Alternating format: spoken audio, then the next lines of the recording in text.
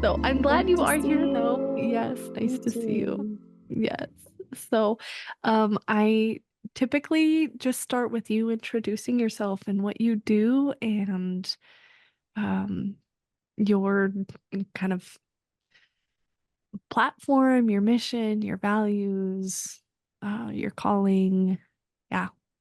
So we'll start there. Okay. Well, I'm so grateful and honored for this opportunity to share about my work. My name is Maria Ramos Bracamontes. I am currently living in Santa Cruz County.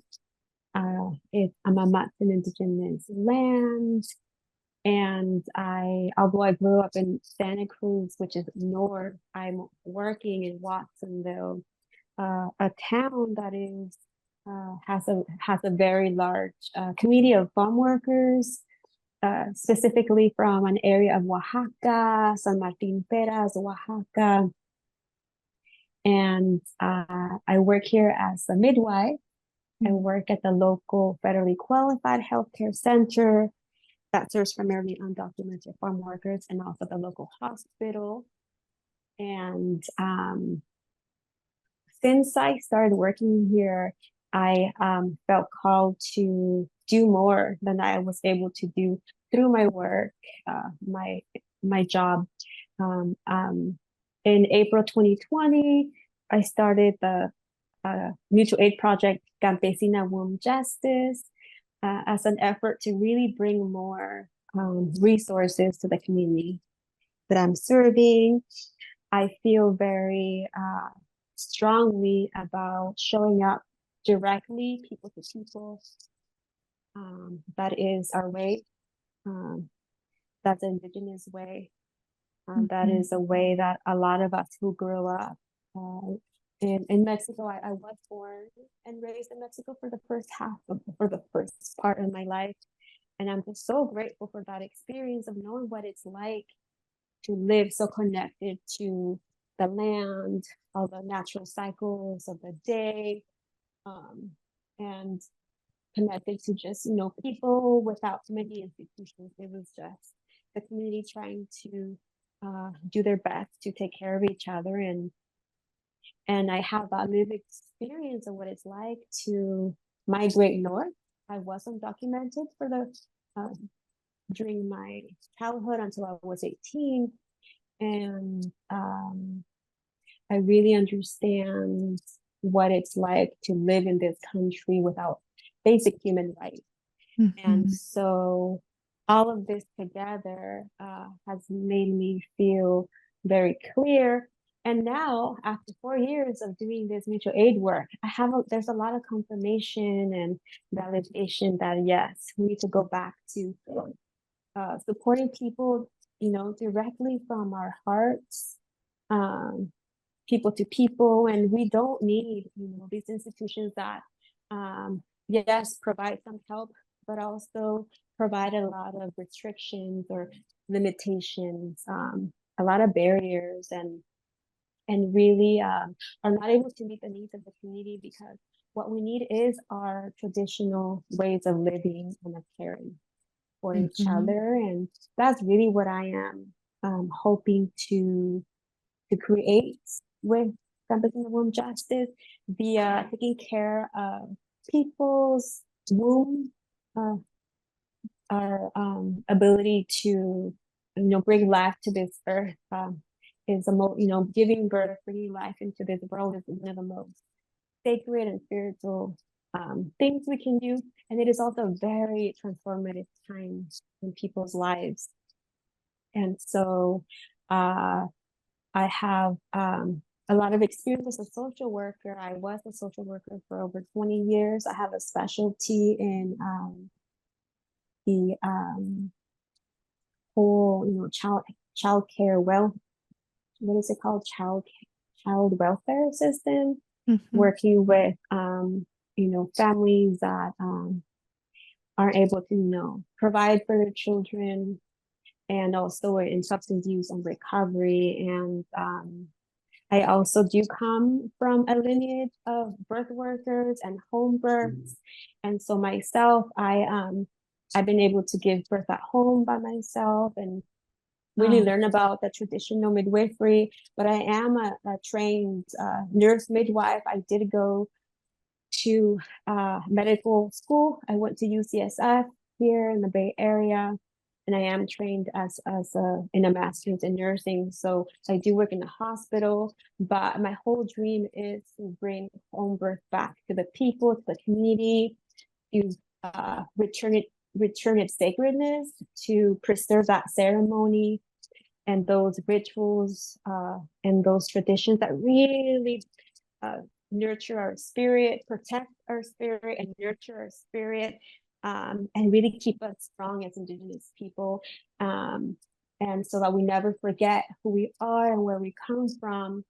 And really, what I really want is to be able to create a community for for our for the Indigenous people to be able to live the way they want, birth the way they want, and take care of each other, free of institutional violence and violence from relationships, and to be able to use their traditional medicines and to practice. I would love to train Indigenous midwives and really remember that although they may not have rights here in a legal sense, they have human spiritual rights yes. to live and take care of each other how they want.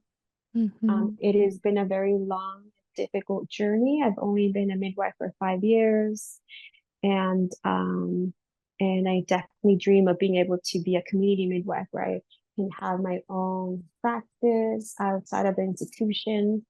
But I only want to continue working with my community, and so I hope one day we can have our own space, and that's really all that I'm hoping to achieve in this lifetime.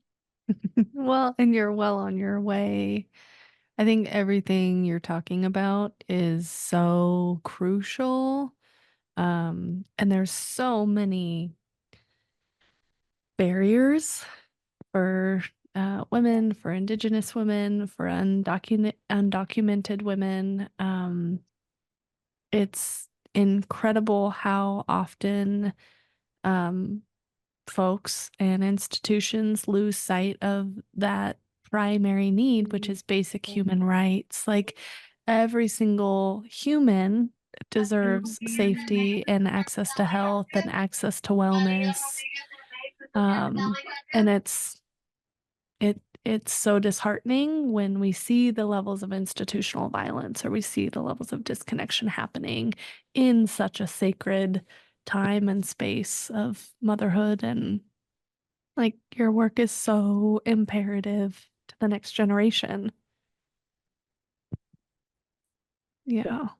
thank you Yeah. for seeing that because I mean I'm here at work. I work very long days. I work full time, and I do my mutual aid work outside of work, and I feel like I'm crazy at work. Like I'm talking crazy talk. People Mm. look at me like, "What are you talking about?" Like we do enough by just attending birth or providing prenatal care, but it's not good care. Um, and so it feels so good when I speak to other people who can see and understand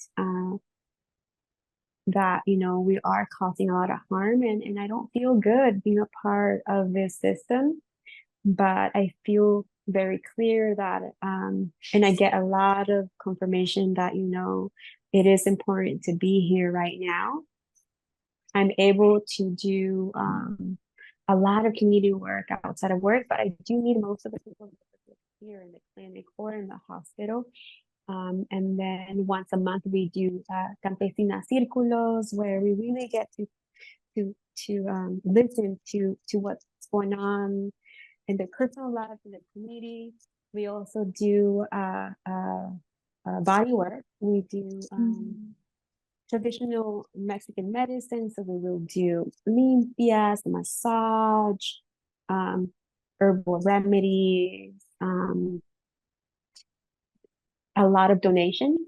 Mm. A lot, and of course the focus is womb care, but in reality, we really support in whatever way. A lot of fundraising for housing needs, funerals.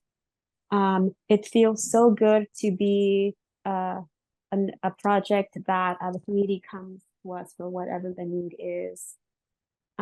It is really it's such an honor, and I'm so grateful for the great response we're receiving, even through my work. They are very happy that I'm doing this, but it's really challenging to exist and now be well known, but with basically no support. Mhm. Um, and so I am in a place in my life where I am questioning my, how is this going to be sustainable? Yeah. Um, Part of it, yeah, is me reaching this point where, um, you know, re really what it is burnout of the lateral violence that I receive. I receive a lot of harassment. Oh, I'm sure. And I also have a lot going on. I am a mother of three children, Mm. 17, 6, and 4. Mm. Um, and I guess what's on my mind right now is I just came back from the homeland of the people that I serve, San Martin Peras, Oaxaca, and that Mm. trip was incredibly healing for my spirit, for my soul, for my heart, for my journey as a midwife and Mhm. someone that really believes in our traditional ways of living. And this trip has really helped me understand that I really need to focus my future immediate work so that I can really bundle it up or bring it full circle to the Mixteco community. I was able to meet a midwife, a traditional midwife in San Martin Peras, and also another, she calls herself Campesina as well, but Mm. she not only works her land, but she's also helping preserve her culture and her language and her community. And she also wants to be a midwife apprentice. Mm. I have someone like that here, who's like my right arm with Campesina Women Justice. She is a mystical farm worker and one of my main interpreters. And we have plans of creating sister programs down there and over here, because they all want to train as midwives and healers, traditional healers. Yeah. Most of us that grow up in the countryside, that's a medicine that you grow up. So you just know it, what you've experienced, and you believe in it, you remember. And so that those are the most immediate plans is to start that. I was able, when I was in Oaxaca, I was able to purchase rebosos and then some sort of refiles for them to um to use for their birth work. And I do Mm. have some funding to be able to pay them to come to the training, and I really want to continue fundraising so they can actually work as birth workers in their own community. And Yeah. hopefully even if it's just a few from now, for them to be able to leave the field completely and just dedicate their time to being interpreters, healers, and birth workers in their community. And hopefully eventually we can get more. The priority would be for them to even get a little cultural center. We have nothing for them here in Watsonville. There Mhm. is one organization that I was able to pair up since the beginning called the Center for Farm Worker Families. And they do focus on the Mixteco community because they are the most oppressed due to the language inequalities. Yes. And I was hoping that through a partnership with them, we could achieve some sort of cultural center, but it's not.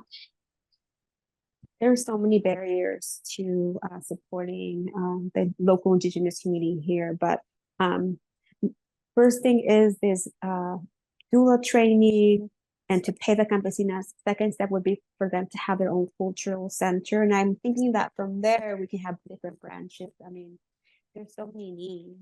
But to Yes. me, even to have a space where they can feel safe, practicing their language, their cultures, their ways of living, somewhere they can go for refuge and protection. So that's really what I've been working on in the latest updates right now. Yeah, yeah. And it is when you talk about that collaboration, right? And really bringing it back to the people and having it led by the people, Yes, rather than like, yes, okay, we have to collaborate with this larger institution so then they get a say or they get power or they get right to determine where funding goes or even what it looks like, um, can be really frustrating, very mhm, frustrating. And I hear that strain in what you're carrying, not only for yourself, but for your community, for, you know, future generation, because it would make such a difference. I grew up in California in the Bay Area, and you know, so many of my friends and so many of their families were undocumented, and just the level of fear in the day to day that uh unless I think you've lived it, absolutely unless you've lived it, you yeah, don't even have a conception as to what that feels like or looks like or how that impacts your access to basic human care. Like, we don't get to go to the hospital. What if a call is made, or we don't get to go to the food bank, or we don't get to go to this event, or we don't, like, it's just hard to conceptualize if you grew up with that privilege. And so again, like, the work you're doing is so, so, so imperative. And it is a lot to hold as one. And I hear your brain like stretching to make these connections and how do we make it yeah. work? And like, like, how your role as a mother, even, and a community worker and a helper, like, that's a lot to hold. And you're doing it. Yeah. But I'm someone who, probably because the other influence that I have is that I basically grew up uh, children raising children.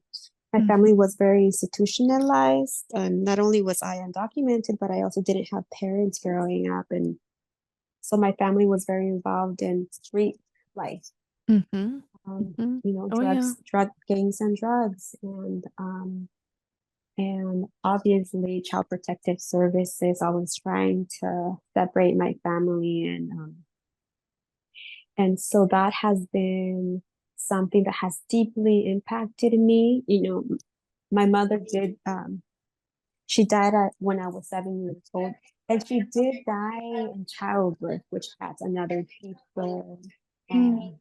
um, level of my spiritual journey into this birth work. But it's really shaped my political views. And Mhm. I've always been someone who one has always been someone who can see clearly the actions of Mhm. everybody, individuals, organizations, institutions, and no one's really down with people. And Mhm. so right now, with this what's going on in the world, in this country politically, but also the world, it's been a natural extension to show up and stand up for Palestine. I had a trip planned to Gaza to serve as a midwife Mm. that was needed to be postponed, and so right now I feel that so many people are starting to question the reality that we thought was real, Mhm. and that's really serving my mission, my work, because it's helping everyone realize that no one's gonna help you. Like, you have to help each other. Like, you have to help your neighbor. You have to show up.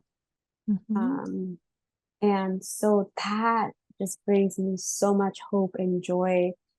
And specifically, the campesinas that I work with have shared with me how um, when you stand so clearly, not only in your heart and your spirit, but like in your ancestry, like it's easier to stand up against the system or in any situation. And so I'm just so grateful for all the youth.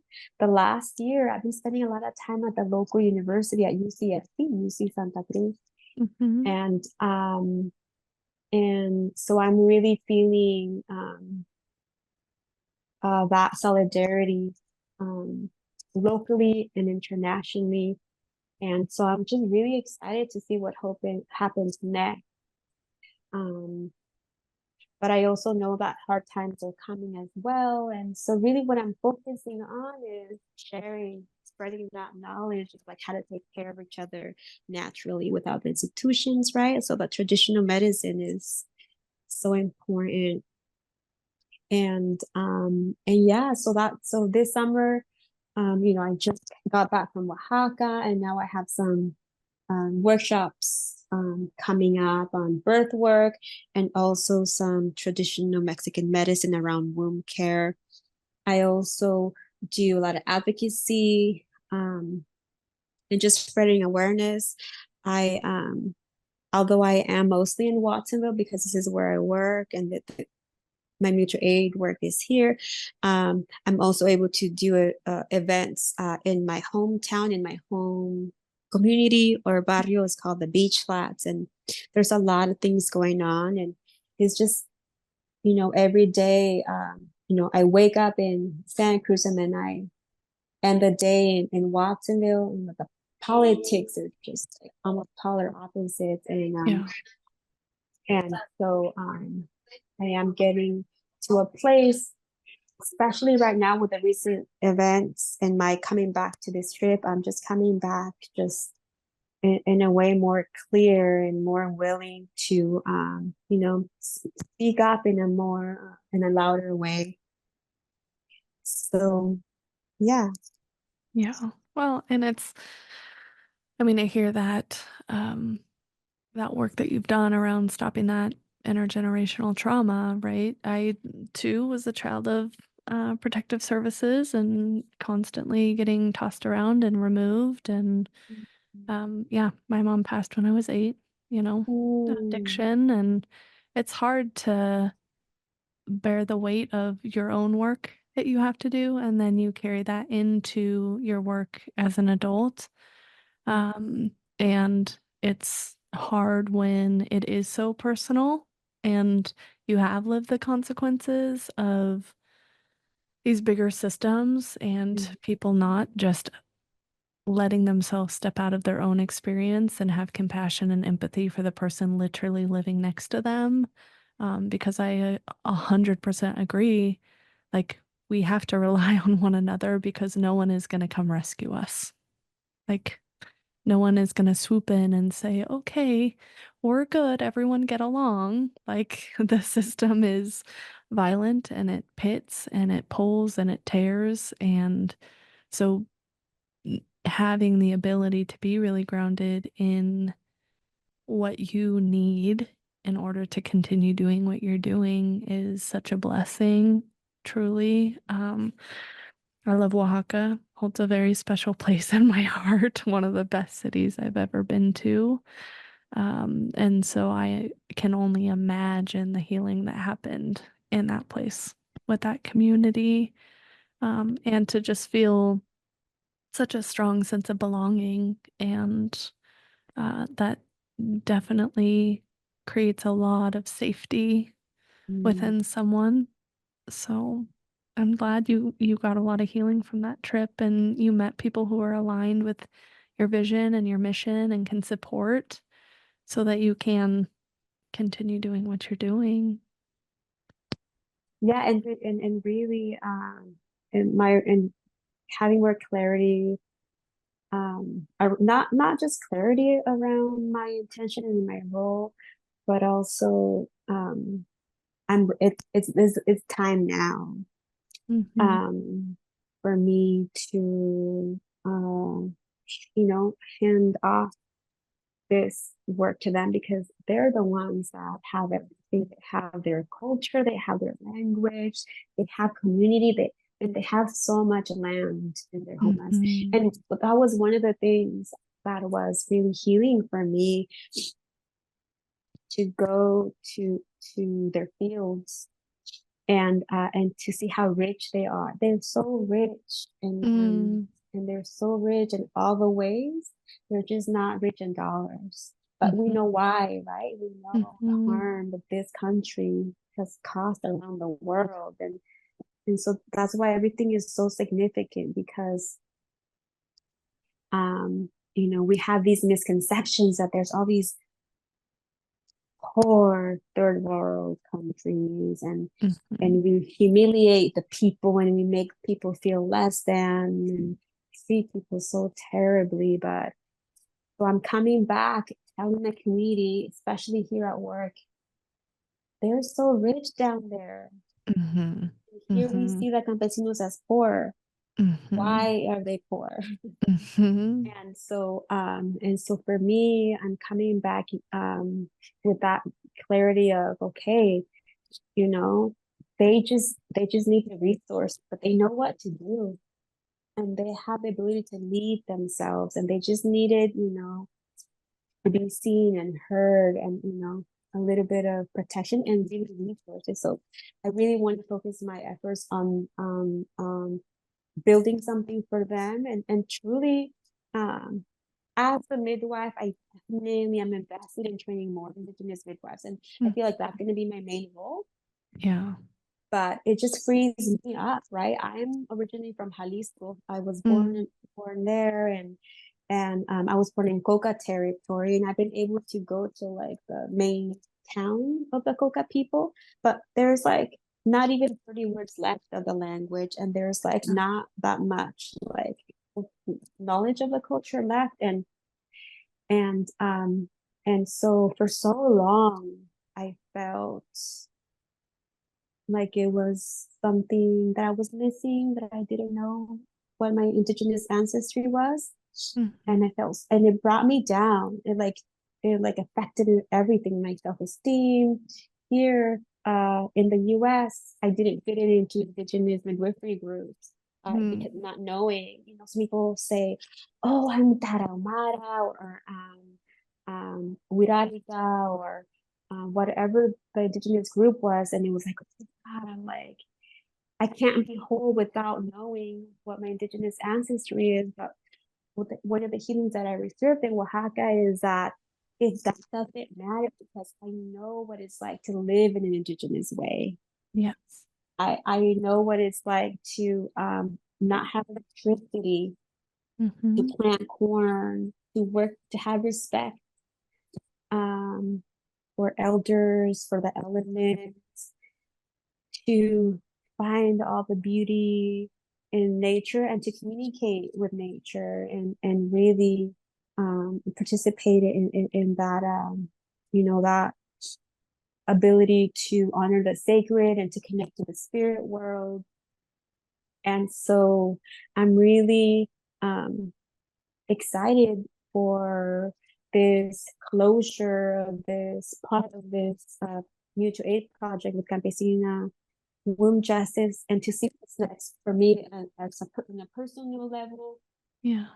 Um, but right now, I know it still feels like we're kind of in crisis times, and so I will definitely, be available to the community. And I know that time will put everything into its own place in terms of what's happening next. But Mm-hmm. I really have to make sure that I remain, very respectful, and walk with integrity and honor and reverence to indigenous people, and not insert myself in places where there's no need. Mm-hmm. Yeah. I think that's a huge piece, like understanding boundary, right? I think in especially the Bay Area, like the Especially the Bay Area. Oh my God, you could Ugh. say that again. Yeah, Because I am in yeah, Santa Cruz. It's a yeah, bubble down here. I can't yes. relate to the Bay Area. It's Mm, another phenomenon no. going on that has been kind of damaging for me, to be frank. I trained in the Bay Area, and I was recently working at Highland Hospital in Oakland, Hmm. and I thought I could be helpful and useful, and I know I have in many ways, but you can't really penetrate what's going on in the Bay Area. There's something, and I Yeah. don't know what it is, but I'm so happy that you can speak to that. Yeah.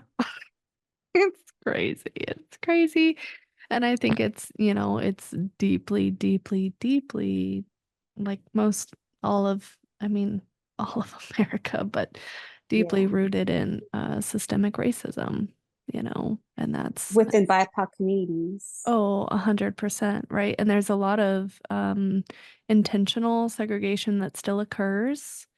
And so even when you're talking about like not feeling like I fit in, I didn't know like where's my belonging, like that's constant in the Bay Area. Like um I'm, very brown, and so people make a lot of assumptions around like, okay, what kind of brown are you, right? Are you brown enough? Are you, do you speak the language? Do you, right? There's all this like under text that happens. Um, and, there's a lot of freedom too when you can be more white passing. Like in the winter, I lighten up a lot, right? And then I don't get as many questions and it's not as hard to like, function. But I'm up in the Pacific Northwest now, up in Spokane, Washington, and it's like a very violent political Mm, climate up here, even more so than the Bay Area, where racism is pretty blatant. And there's a lot of intimidation and there's a lot of mm, guns and there's a lot of just like crazy shit that happens. And it definitely makes me want to run for the hills, mm, like I would happily go live anywhere else, like I'll go absolutely like mm. live in another country, because when you say like the people down there are so rich, like I don't think anyone, especially in the part of the country that I'm at, there's a lot of people that have never traveled outside of Spokane or never traveled outside of Washington or never even traveled outside of the US. So the level of ignorance as to what the rest of the world actually looks like, right? We're living through this lens of stereotype or narrative or, right, just believing whatever is told us by media or political agenda. Um, it's really disheartening. It's super disheartening. So it feels good to hear you like talk about that and recognize that and know that, because it's the truth. It's the lived experience. Like, we have it backwards here. Like, we have it so backwards and we've Yeah. caused so much harm, and Yes. it's gross. Honestly, it grosses me out. So, Yes. yeah. Yeah. And I think, even the responsibility of whether it's training, whether it's educating, whether it's just being a being, a presence with other women. I think of that generational trauma and, like my mother was so disconnected. My father was so disconnected. His father was so disconnected because of institution, because of assimilation and language and right, like you couldn't go buy liquor in the 70s if you were a native. Like you couldn't own land, you couldn't do all these things. So to be able to caretake and bring women back to their bodies, back to the land, back to their indigeneity is such a responsibility, but also such a gift that's so necessary when we think about undoing the trauma and the harm that has happened in this country and to our people and to our communities. So it is like giving the power back and saying, like, no, like, you actually have this. Like, Yes. I'll supply the resource, but you know what to do with it and you know where to go with it and trust your body, trust your Yeah. people, trust your need. That's like, yes. 1,000%. It is so refreshing to hear you talk about it because it's Thank needed. you. And you know, it, I know we have to start closing. Um,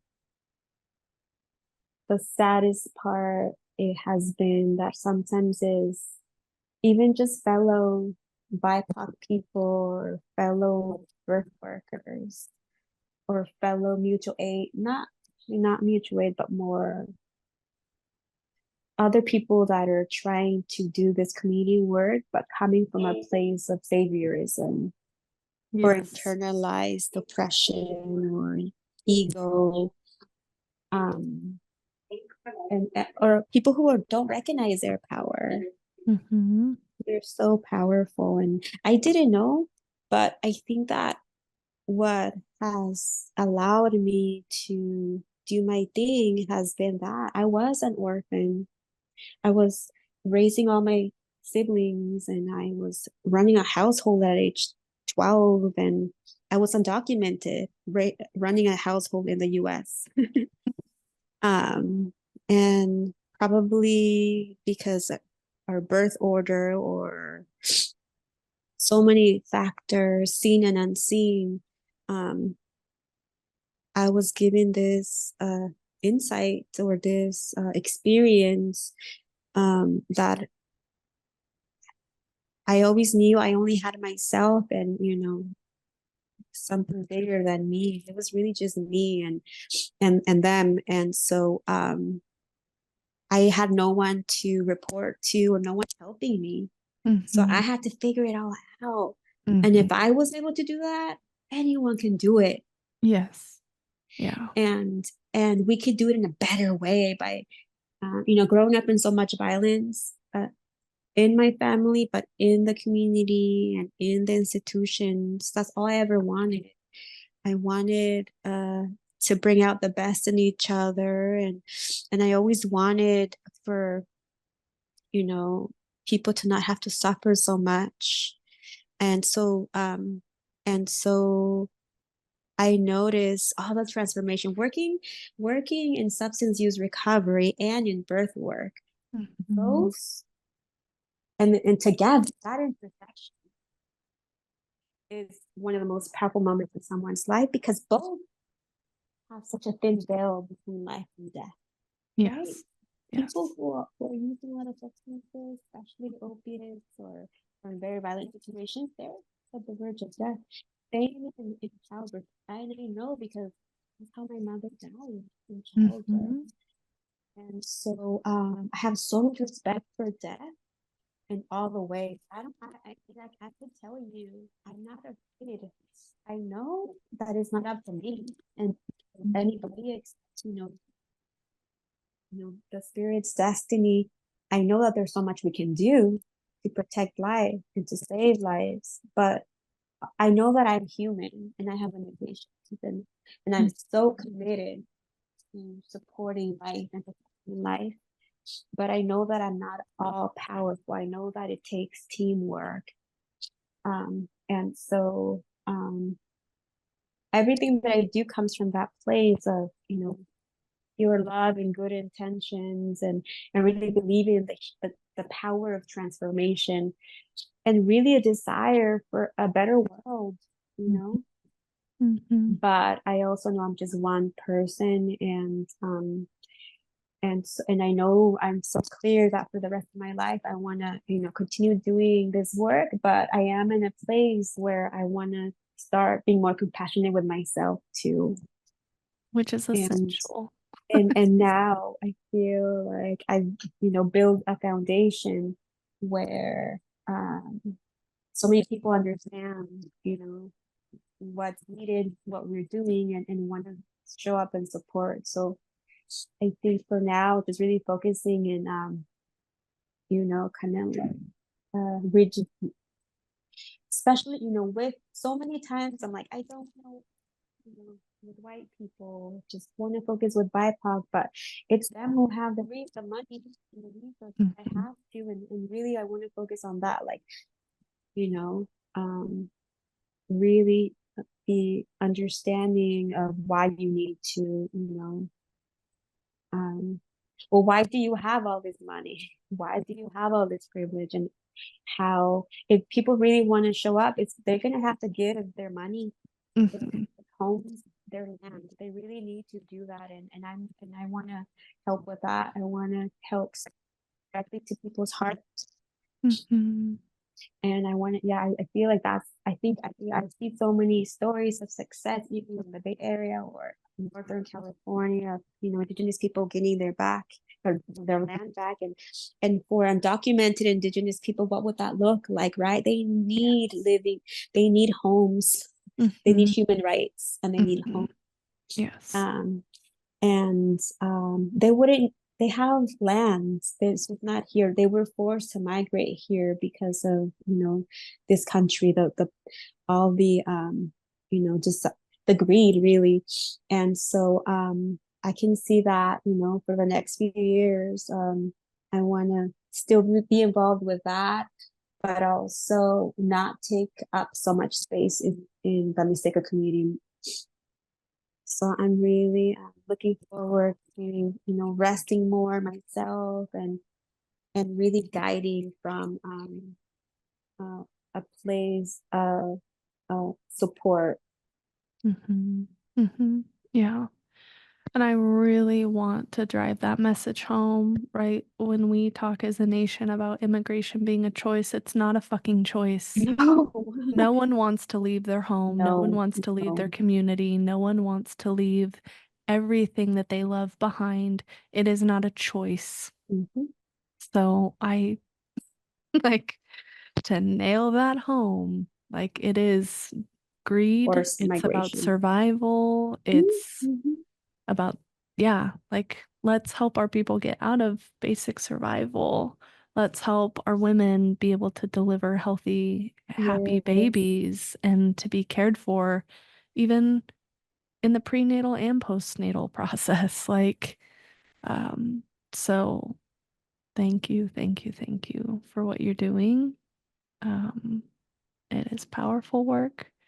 I hope that you continue being led in the direction that feels good and aligned for you and your heart. Where can people find you in your work? I really it's just Instagram, although Okay. I really struggle being in that space. I really am hoping I can find somebody who could do Instagram for me. We don't have a website. I hope we can, I think we need a website. So really it's just Instagram or email. Okay. It's Campesina Womb Justice at email at Gmail. And we do have a lot of events coming up. One of my favorite ones is going to be a film screening at the Beach Flats Community Garden that is always a threat of being taken away by the county, or really the boardwalk down Hmm. here. We have another film coming up that highlights Salvadorian midwives. Hmm. Santa Cruz County is changing a lot. We're having more Salvadorian community and less Mexican community. So I Hmm. really want to honor the current people that are living here and bring that richness of their history here. I also have, yeah, like I said, a doula training. I really do teach mostly around indigenous practice and Mexican traditional care. And then one of my favorite workshops that I do is called the sealing ceremony, Hmm. cerrada de caderas, and it's all about postpartum or really just womb healing. And all those flyers are on Instagram. Okay. Okay. Well, we'll send people that way for connection. But I appreciate you taking time out of your busy day. This is one more thing on the list. So thank you for being here. Thank you for the opportunity. Yeah, of I'm new to course. sharing about my work, and I know it feels like a little abstract for some people, but I love that you're able to find all the connections. Yeah, yeah. Well, and there's if you wanted another connection, which like you might not, but I did an episode with Blackbird Medicines, and she's Anishinaabe, but she's a death doula. So you Beautiful, talked about that birth and death, that veil, and that's so true. So she might be a really good, they might be a really good beautiful. connection too. So yeah. Thank you so much, Maria. I appreciate your time and your presence is awesome. So, yeah, Yours is as well. Thank you so much. thank you. Thank you. All right, everyone listening in, go check it out. We'll attach links, and if you have questions, send them in. We're very excited for this work. So, thank you everyone for tuning in, and we'll see you next week.